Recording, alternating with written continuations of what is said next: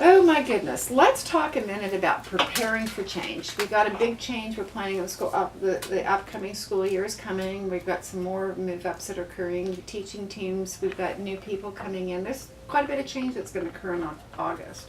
What are some things we can collectively do to make change easier? For one, a heads up and a time frame.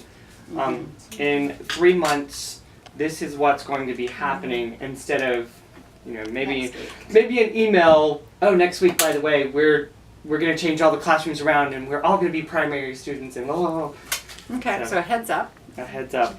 What about more information on the why? Does that help? Mhm. Yes. Okay. And again, I always go back to the way we interact with children in the classroom.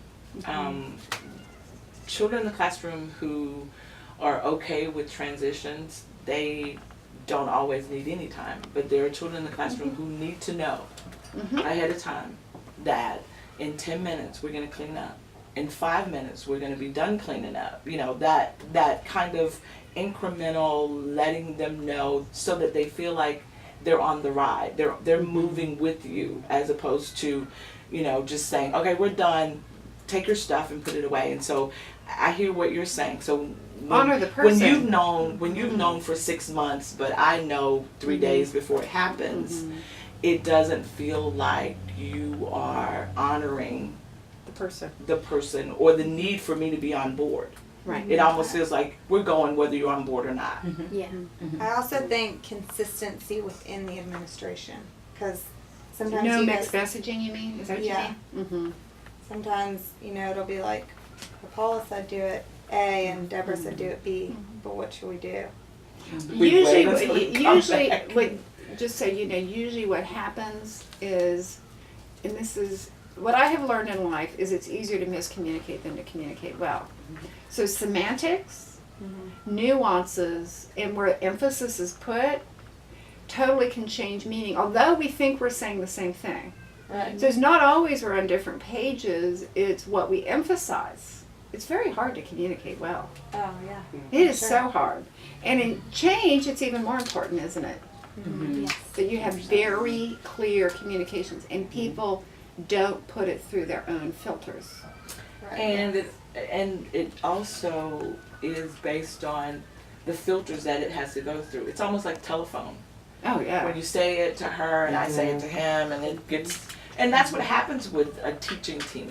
One person may have a little bit of information and they give you that information. The emphasis that they place on whatever is important to them gets communicated to you. Yes. And so then when it comes all the way back around to you, you're like, no, that's not what I meant at all. Right. Right. And you can have a team moving in a completely different direction Right. based on a couple of simple miscues. Right. And the other thing that I've learned is just expect resistance to change. And it doesn't mean no. It means I need time, I need more information, right? I need to know how it's going to impact me. And don't get fretful about it or defensive about it or frustrated by it, but just continue the dialogue. Because I personally can deal with change, but I need to know why. I need to know why we can do this and we can't do this.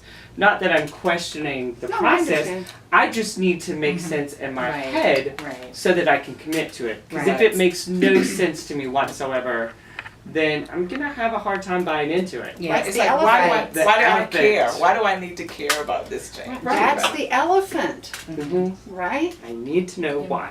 Right. That Okay. makes sense to me. Okay. Thank you.